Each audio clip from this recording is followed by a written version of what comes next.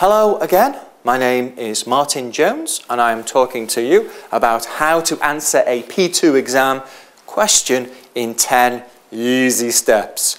Well, like I say, I'm not too sure this is going to be easy, but hopefully I will be able to show you stylistic methods of communication which will help you when you are doing your answer in the exam. Hopefully you picked up the two main things that I was trying to communicate when I did Part A, Kate, Part A, in the previous two recordings, especially the last recording. The two techniques that I was using in the last recording is what I call a top-down approach, and another one, a more obvious one, which is heading sentence. Literally, heading sentence is just the idea that you have an idea, you whack it down with a heading and then a sentence, a heading and a sentence, a heading and a sentence. It makes it easy for you to communicate, but more significantly, it makes it easier for the markers to mark. But the other thing that I was using in Part A, which was actually quite difficult, wasn't it? The other thing that I was using in Part A was a top-down approach. Did you notice? The scenario was about deferred tax, wasn't it? So I talked generally about deferred tax, and then in more detail about deferred tax losses, and then in more detail about the specifics of the scenario that those deferred tax losses were not in fact recoverable. It was kind of a top-down approach. I'm not sure, I'm not sure everyone would describe it as top-down, but it seems to work for me. It's like the big picture, narrow it down to the specifics of the scenario, then the real important detail of the scenario.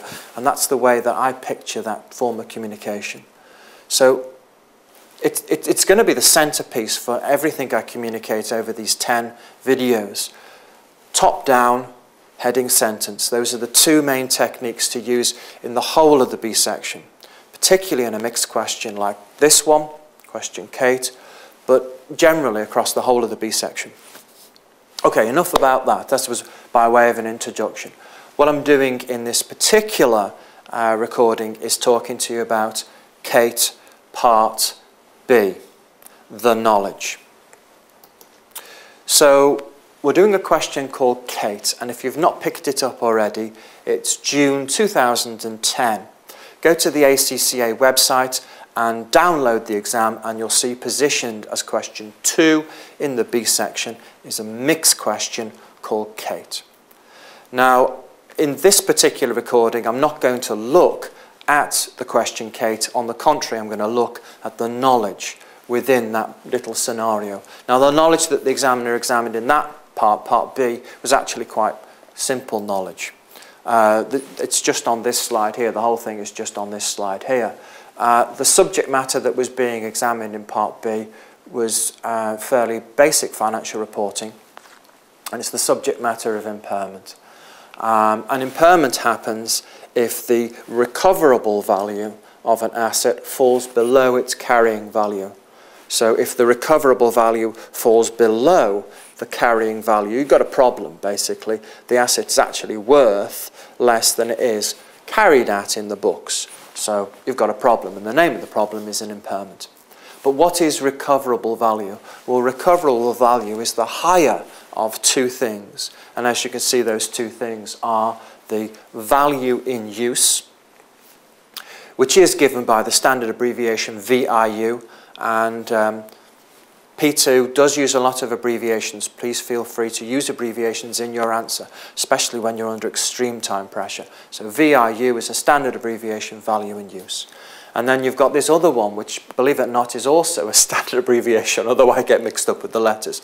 Fair value less costs to sell. So that's, well, I'd better read it off. FVLCTS. So you've got the higher of those two. So the higher of those two gives you the recoverable value, and if the recoverable value is lower than the carrying value, then you have what is called an impairment. And that's it. That's all the knowledge that you need. Quite a small amount, isn't it? That's all the knowledge that you need for Part B. So what I'd like you to do now is to have a go at Part B before in Step 5 I'll show you what I think would be an appropriate answer to this question. Kate, June 2010, question 2, Kate, Part B. So have a go at it yourselves, and I'll see you next time where I'll show you my answer.